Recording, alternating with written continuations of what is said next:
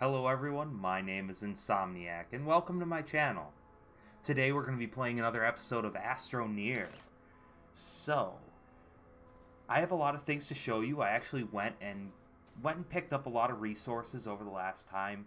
We have a crash that we've got to dig up. We've got a bunch of research pods that we have to pick up and research. So, let's start with this first one. Put it in there and then turn the machine on by clicking that. And then it should cut open this little rock and give us some research. Alright, what do we got here? Alright, research the truck. Okay, so when we build the vehicle bay, we'll actually have something to create at the same time.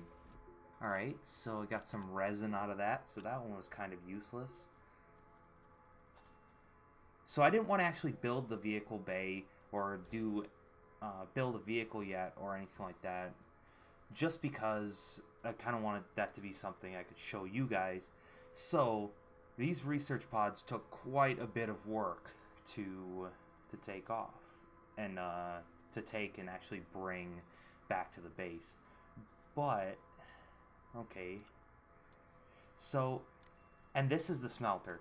So, I was actually doing some stuff with the smelter, and I found out that if you put 4 of these aluminum or copper ores in there, it doesn't actually cause you to get 4 aluminum or 4 copper out of it.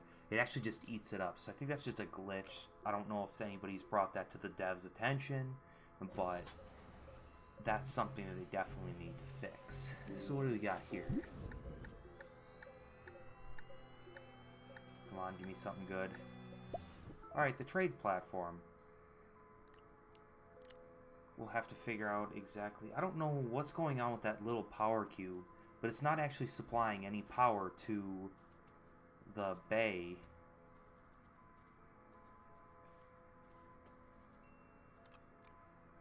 Well, let's see if we can put it on a different port. I don't know why the solar panel's not going there. Maybe the game is a little bit glitched out on that, or it was actually showing. Okay, there it goes. It's actually eating up that power. I don't know why it wasn't eating up the other one. But let's see. Okay, so some titanium. I think I could actually turn that into a tank. Let's see. Yep, there it is. Alright, so we're going to grab that titanium and turn it into an oxygen tank.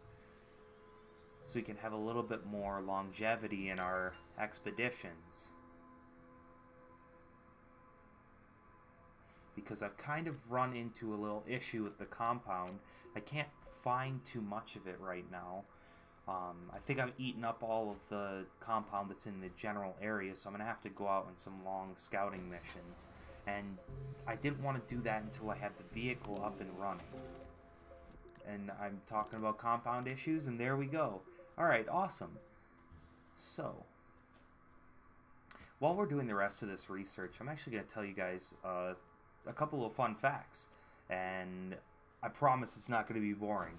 So, we actually chose the LES suit, which is what that orange suit is called, at the beginning of last episode as our guy's skin. So power cells. Alright, awesome. Well, that's what that's called. That's what the orange suit is called. It's called an LES suit. And it used to be something that the Air Force would use. The U.S. Air Force would use for their pilots to keep them from, passing out while they were flying. There was this low pressure suit. Well, they actually started using that for space missions pretty soon after they realized that it would help the astronauts and the pilots from passing out. Well, they remade it and changed the materials to some other materials and added a couple neat things to it, and the backpack that you're carrying actually in real life, if you're wearing one of these, was a survival backpack, and it carried a bunch of survival tools, a what was it? A parachute, a life raft, a personal life raft, and it had its own your own individual 30-minute oxygen supply. Something I wish we had in this game, but that would be a little crazy. You wouldn't even ever have to have tethers for that. But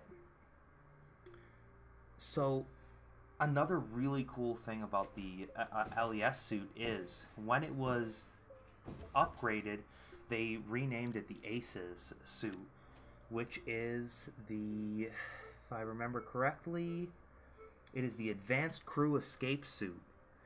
And that's actually the first true spacesuit version of it, where it has full pressurization and you can actually walk out, like into the atmosphere of the vacuum of space with it.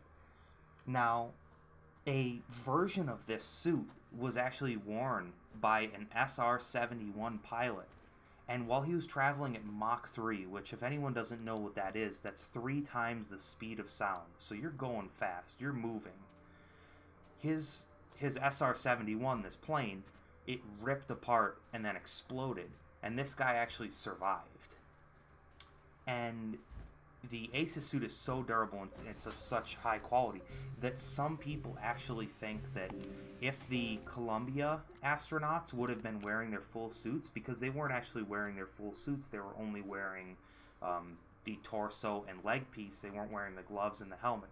If they were wearing the full suit and it was pressurized, some people believe that the suit was some people believe that the suit would have actually been able to save their lives due to the heat resistance of the actual materials and the parachute when they fell back to Earth. So they would have had a much higher chance of surviving. The trust in the Aces suit is so great because of the fact that not a single astronaut, other than the Columbia astronauts, but that wasn't the suit's fault. That was some other mechanical issues, but nobody wearing the Aces or LES suit has actually died. So I thought that was a pretty incredible piece of information. But so while I've been doing the research, I was showing you the trade platform that we picked up and our fuel condenser. So I don't know what the fuel condenser takes. I think it takes something like that hydrazine, but we'll have to see once I'm able to build it. We'll turn this laterite into some aluminum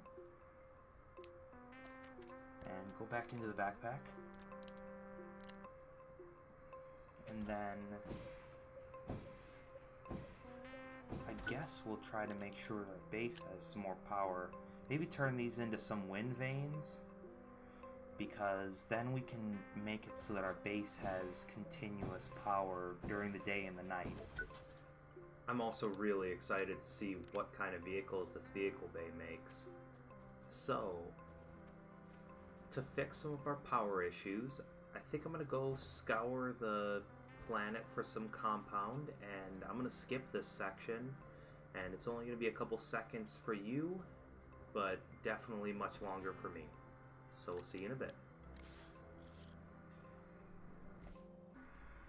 Alright, so we finally have some compound, and I turned in some solar panels. So we're going to put these solar panels right on the vehicle bay, and hopefully we'll be able to actually gain some power here soon, so that I can show you finally what the vehicle bay actually is able to do. I did also pick up one more research pod during my travels, and that actually held some hydrazine fuel. So I think that's actually what I need to use for, like, it was a little container, but I think that's actually what I need to use to power this fuel condenser. So we'll wait for this thing to power up fully. Also, the wind vanes work very, very slow. Take this and turn these into some more wind vanes.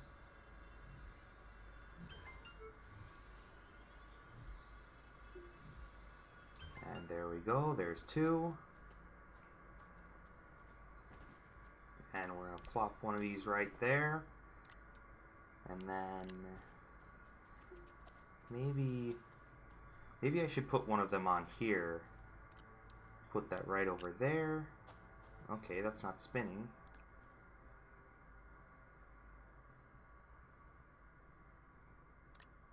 Maybe switch it out with the solar panel. Put that in my backpack. Alright. Okay, so that one's spinning. So, it looks like it's going to take a little bit for this thing to power up. I'm not going to have you guys wait, so I'm going to actually skip this portion. So, I'll see you in a little bit. We are now fully powered up, so let's look at what the vehicle bay has to offer. So, we've got a rover and a truck. What else? No, just the rover. Oh, okay, so we got the shuttle. Maybe that's what I have to put my center, the thing that I flew down here, the little shuttle, on top of, and then I can fly to like other places. Maybe the fuel condenser is actually what I need for that. So let's take a little bit of a travel. Oh no, I was back here. So I want to show you guys one of the mines that I ran into. And I don't know if I actually showed you guys it too much. Oh, I also got to show you guys this. So I completely overlooked this in the last episode. It's this this crash. So I'm going to take these resources and I'm going to put this research pod in my research bay. And there we go. Come on, there we go. And we got another sandstorm rolling in, of course. Well then, let's first research this, and then we'll jump inside of our hab. Oh, okay, so we researched a habitat. So I guess that must be like another living quarters. So we're gonna wait out this storm inside of our little, our little area right now. Those wind vanes are really putting in some work. So it's really good that I was able to pick up a couple more of those. And hopefully the storm is over here soon, which it looks like it's dying down. And then we'll be able to get out and go, hunt for some more resources, maybe build some things. I'm gonna have to pick up some more malachite. I think it was lacerite. It was lacerite. We're gonna pick up some more lacerite for our truck, because if we're gonna build a vehicle, we're gonna build the best vehicle. We're not gonna build a compound rover. But let's finish digging this out, and then see if it's. I think it's clipped into. I found out that you can't actually dig away the cement that it puts there. Oh, lithium. Okay. So lithium is actually super useful, just because you need it to actually create the batteries for your backpack. I was able to find one earlier, but I died and lost it because I couldn't actually get back to where my backpack was before dying again. So I lost the only lithium that I have, so I'm really happy that I picked up another lithium. So like I said, let's go off into the cave that I think I showed you guys a little bit of it in the last episode, the first episode. But this is the location that I've been getting all of the research and the research rocks, and this is actually where I died earlier because I slid right down and hit a rock and just died instantly. I fell into another hole. So there's actually, look, you see the green gas that's actually following me? There's those green pods down there, and they produce this noxious gas, and if you stay in it too long, it kills you. Well, the only way to actually kill them and to stop them from impeding your little journey is if you eat the terrain out from underneath them and they fall down and they pop. Well, most of them actually have research pods, like they're sitting on top of research pods. So they're very useful, but they're a huge nuisance. Let's take this and we'll see what it has to offer us. Place it right there. And then we'll start it. Okay, so awesome. So it gave me some more lithium. So we're going to place our... Well, I don't know if I want to use the lithium on a battery this time. Because it was nice, but power isn't really one of those things that I need. Like, I need it, of course, but I don't... It's not as essential as an air tank. And since I only have 8 slots, I think I'm just going to stick with the air tank, and I won't build another, huge battery this time. But let's go back down into the cave. And I'll show you guys where I've been getting this, this lacerite, this aluminum ore.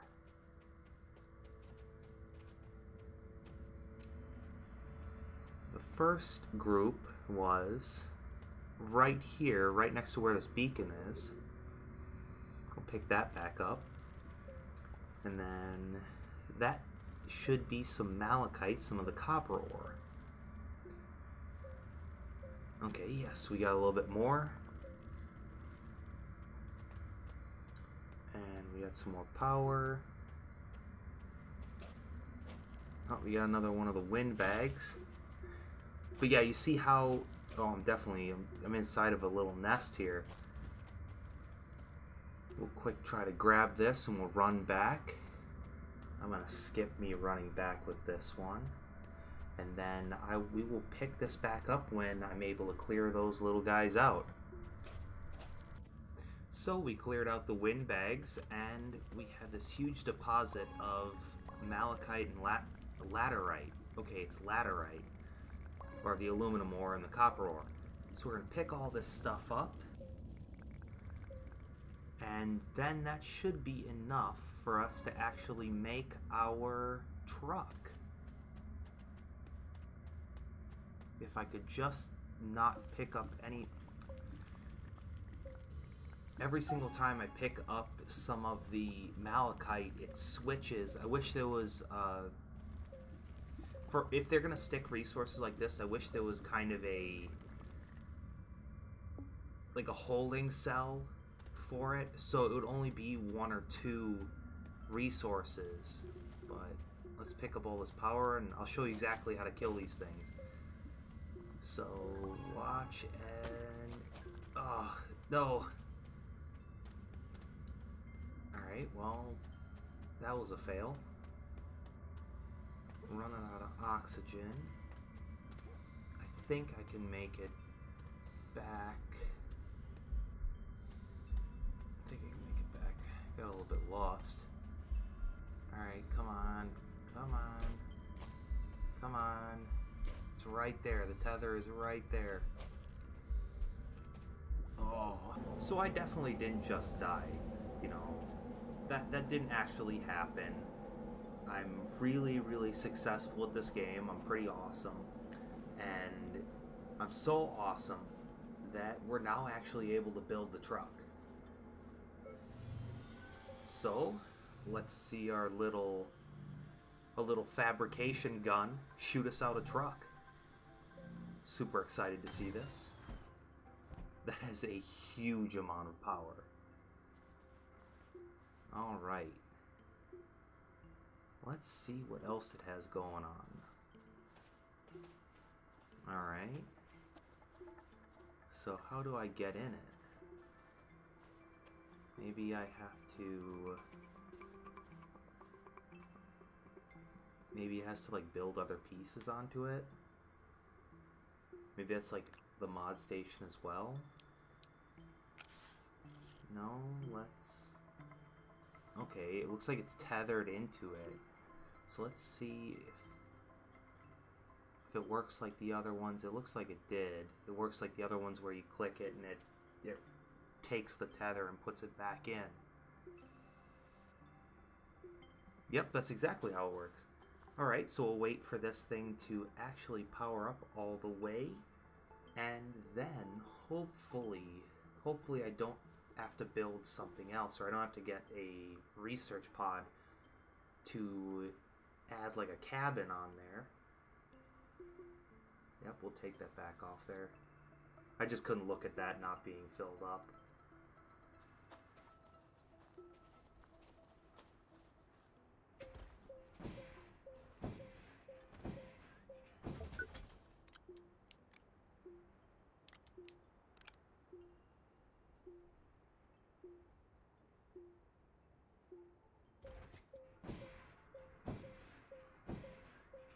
Now we have 2 aluminum, and we're going to turn this malachite? Yeah, this malachite? Malachite? I don't know, copper ore. We're going to turn the copper ore into copper. Like, the English language is hard.